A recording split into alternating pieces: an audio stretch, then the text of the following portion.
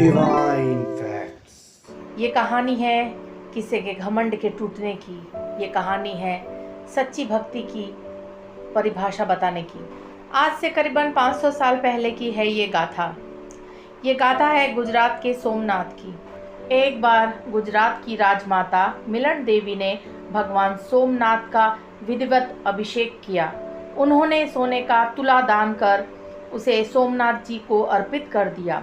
ऐसा करने के बाद उनके मन में अहंकार सा भर गया और वह सोचने लगी कि मैं जिस तरीके से पूजा करती हूँ, मैं जैसे भगवान को तुला दान करती हूँ, मेरे जैसे सोने की अशर्फियाँ इस पूरे राज्य में भगवान को कोई भी नहीं चढ़ाता, तो मैं ही भगवान की सबसे बड़ी भक्त हूँ। एक दिन राजमाता सोने गई थी और महादेव उनके सपने में आए। महादेव ने राजमाता को सपने में कहा, मेरे मंदिर में एक गरीब भिक्षु महिला रोज दर्शन के लिए आती है। उसके संचित पुण्यों का कोई हिसाब नहीं है। उनमें से अगर कुछ पुण्य तुम अपनी सोने की मुद्राएं देकर खरीद लो तो यह तुम्हें परलोक में भी काम आएगा।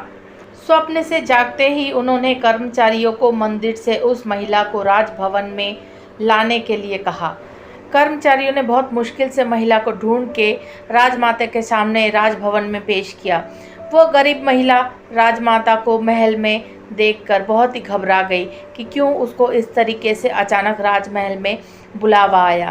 तब राजमहल में राजमाता ने उस महिला से बैठकर पूछा, मैंने सुना है तुम्हारे पुण्य अनगिनत है, क्या तुम मुझे अपना पुण्य दे दोगी? बदले में तुम जितना बोलोगी उतनी सोने की मुद्राएं मैं तुम्हें दूंगी।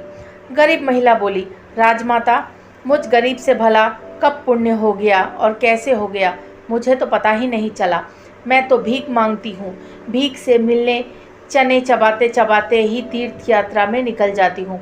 कल मंदिर के दर्शन करने आई थी, उसके पूर्व मुझे एक मुट्ठी सत्तू के दिए और मैं उसमें से आधा मुट्ठी भगवान को भोग लगा दी और बाकी एक भूखा भिखारी था उसको आधा मुट्ठी दे दी। जब मैं भगवान को ठीक ढंग से प्रसाद ही नहीं चढ़ा पाई तो मुझे पुण्य कहाँ से मिलेगा? गरीब महिला की बात सुनकर राजमाता मिलन देवी का अहंकार नष्ट हो गया।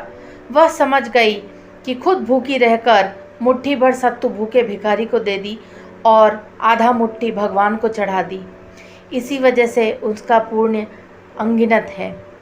इसके बाद उन्होंने अहंकार को त्याग दिया और निस्वार्थ भाव से मानव सेवा को ही अपना सर्वोपरि धर्म बना लिया। वो कहते हैं ना, भगवान मन देखते हैं, थाली में कितना चढ़ा हुआ है इससे भगवान को कोई मतलब नहीं। इस वीडियो को ज़्यादा से ज़्यादा लोगों के पास पहुंचाएं।